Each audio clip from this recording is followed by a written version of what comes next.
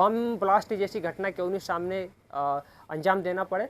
और इन्होंने एक बड़ा बयान ये भी दिया है कि भाड़ में जाए वो नेता, भाड़ में जाए वो जनता, भाड़ में जाए वो माताएं बहनें, भाड़ में जाए वो युवा, भाड़ में जाए वो पढ़े लिखे। नमस्कार दोस्तों, अभी हमारे साथ में भीम आर्मी के जवान से महेंद्र कश्यप मेहरा, और अभी हम इनसे जानना चाहेंगे कि अभी जो 21 तारीख को करनी सेना के द्वारा आंदोलन हुआ था, उसमें भीम आर्मी लगा रहा हूँ थोड़ी देर से। की अभी क्या रणनीति है।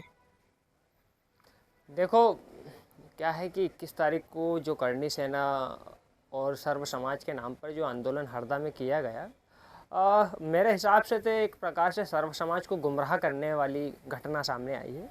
क्योंकि जिस प्रकार से 21 सूत्री मांग को लेकर हरदा में इतना बड़ा आंदोलन किया है, तो उसमें जो 4 मांगे थे, वो 4 मांगे SC ST एक्ट को कमज़ोर करने वाली मांगे थी और साथ में आरक्षण विरोधी मांगे थी। और मैं तो समझता हूँ कि ये जो इनकी जो मांग है वो डॉक्टर बाबा साहब अम्बेडकर जी के विचारों के खिलाफ है।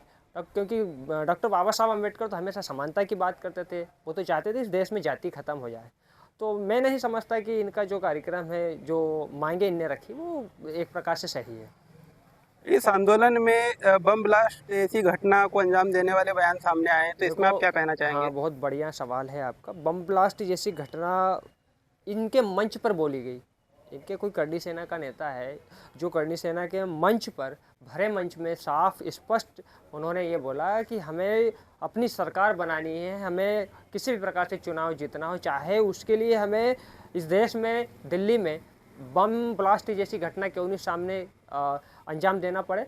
और इन्होंने एक बड़ा बयान ये भी दिया है कि भाड़ में जाए वो नेता, भाड़ में जाए वो जनता, भाड़ में जाए वो माताएं बहनें, भाड़ में जाए वो युवा, भाड़ में जाए वो पढ़े लिखे युवा। तो मैं नहीं समझता कि इस प्रकार से इनके अगर बयान इनका सामने आ रहा है तो ये सर्व समाज के हितैषी है।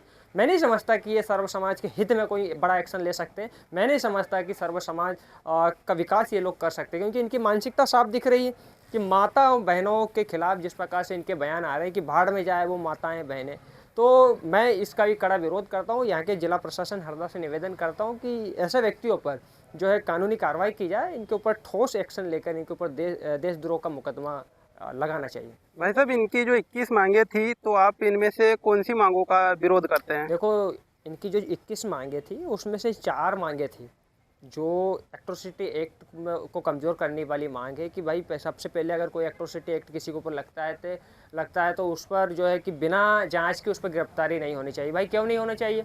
अगर कोई एट्रोसिटी एक्ट में मुकदमा होता है तो सबसे पहले, मैं तो बोल रहा हूँ, आवेदन जैसे ही आता उस पर सामने वाले की गिरफ्तारी होना चाहिए। क्योंकि वो शोषित वंचित वर्ग के साथ अत्याचार हुआ है, उनके साथ शोषण हुआ है, जिसका इस दुनिया में कोई मदद करने वाला नहीं, जिसका कोई नेता नहीं, जिसका कोई मंत्री नहीं है, जिसका कोई जो है कि सक्षम व्यक्ति नहीं है, आज उनके साथ अगर भेदभाव हो रहा है तो मैं नहीं समझता इस देश का विकास होगा। मैं नहीं समझता कि इस देश में समानता आएगी। तो निश्चित रूप से ऐसे लोगों पर जो है कि कार्रवाई होना चाहिए। और इनकी एक मांग और थी कि अंतर्जातीय विवाह में जो सहायता राशि प्रदान की जाती है 2 से 2.5 लाख रुपए की, वो बंद की जाए। भाई क्यों बंद करनी चाहिए? देश में अगर समानता लाना है तो जाति खत्म करना होगा। जब तक जाति खत्म नहीं होगी, आप कैसे इस देश का विकास कर पाओगे? तो कई प्रकार की जो है मांग, एक मांग और थी इनमें कि जो सरकारी अधिकारी कर्मचारी है उनको पदोन्नति में आरक्षण की प्राप्ति नहीं होनी चाहिए। तो मैं तो समझता हूँ कि आज जितने भी SC ST के कर्मचारी अधिकारी, चाहे वो IAS अधिकारी हो, IPS अधिकारी हो, SDM क्यों ना हो, चाहे कितना ही बड़ा अधिकारी क्यों ना, आज भी उसके साथ जातिगत भेदभाव होता है। आज भी उसको जाति के आधार पर उसका अपमान किया जाता है। आज भी उसको जाति के आधार पर उसको नीचे बैठाया जाता है। कई प्रकार की जो है कि मुसीबतों का सामना करना पड़ता है।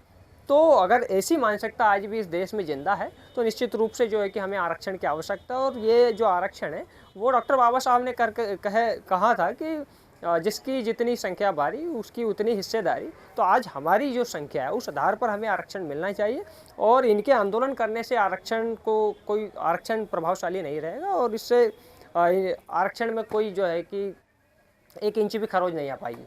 इसमें ये लोग हैं जो सर्व समाज की बात कर रहे थे, तो हाँ। इसमें आपका क्या कहना है। देखो, सर्व समाज की जिस प्रकार से ये लोग बात कर रहे हैं, सर्व समाज को तो गुमराह कर रहे हैं। भाई इन्होंने इतना बड़ा आंदोलन किया, मेरा बड़ा सवाल उनसे ये है कि आप मुझे बताओ कि सर्व समाज के हित में आपने कितनी मांगे रखी और सर्व समाज के हित में आपने क्या मांगे मनवाई। क्या प्रशासन ने आपकी मांगों को लेकर कोई बड़ा एक्शन लिया? क्या सरकार ने बड़ा एक्शन लिया? जिस प्रकार से आप प्रशासन और सरकार के लोगों को धमकी देकर गए हो, ये असंवैधानिक तरीके से इनकी भाषा का उपयोग हुआ है, असंवैधानिक तरीके से इनकी मांगे हैं और निश्चित रूप से हम इनकी मांगों का विरोध करते हैं। और आने वाले समय में हम भी हरदा में एक बड़ा आंदोलन का आगाज़ किया है। आने वाले समय में हरदा ज़िले में जो है कि हमारे जो राष्ट्रीय स्तर के जो नेता हैं, बड़े बड़े जो नेता हैं, निश्चित रूप से वो आने के लिए तैयार है और हमारी उनसे जो है लगातार चर्चा हो रही है। हरदा में एक बड़ा स्तंभ हम भी दिखाएंगे, हम भी हमारी ताकत जो है कि हरदा में हमको दिखाने की आवश्यकता है और निश्चित रूप से आने वाले समय में इनका मुंह तोड़ जवाब देंगे। आपको क्या लगता है करनी सेना जो राजनीतिक रोटी सेक रही है? सीधी सी बात, वो मंच से उन्होंने ऐलान करके गए, पार्टी बनाने की बात करके गए। एक प्रकार तो जब इनका आंदोलन 21 तारीख का होने वाला था, उससे पहले तो इन्होंने बोला कि भाई हम सर्व समाज के हित की बात करेंगे, सर्व समाज के विकास की बात करेंगे, सर्व समाज के कई ऐसी मांगे हैं बोले कि जिससे सर्व समाज का विकास होगा। तो ये गुमराह किया है। लेकिन जब यहाँ पर वो लोग आए, जहाँ पर उनके कई नेता यहाँ पर आए, जब हरदा में इनका आंदोलन होना प्रारंभ हुआ, तो इन्होंने अंत में ये बात बोल कर गए कि हम जो है कि पार्टी बनाएंगे। तो ये सर्व समाज के लोगों को समझना चाहिए, इनको अपना विवेक का उपयोग करना चाहिए कि किस प्रकार से इन्होंने एक पार्टी का ऐलान करके गए। तो सीधी सी बात ये है कि जब पार्टी अगर ये बनाना है तो सीधा है राजनीति रोटी सेक कर गए। तो मैं तो चाहता हूँ कि आने वाले समय में इस प्रकार से कोई भी सर्व समाज का व्यक्ति या फिर किसी जाति वर्ग जो है कि इन लोगों की बातों में ना आए और गुमराह ना हो, अपने विवेक का उपयोग करें और ऐसे लोगों से दूरी बनाए रखें। इनके आंदोलन में नहीं जाना चाहिए हमारे लोगों को, क्योंकि हमारे लोगों को कई नुकसान होता है भाई। हमारे लोग के पास साधन संसाधन नहीं, हमारे लोग बड़े वंचित वर्ग हैं, हमारे लोग बड़ी मुश्किल से पेट पालन करते हैं, रोज़ाना मेहनत करके जो है कि अपने बच्चों का पालन पोषण करते हैं। तो इन लोगों से दूरी बनाना चाहिए और हमारे लोगों का जो नुकसान है वो बड़ा हो सकता है इनकी वजह से।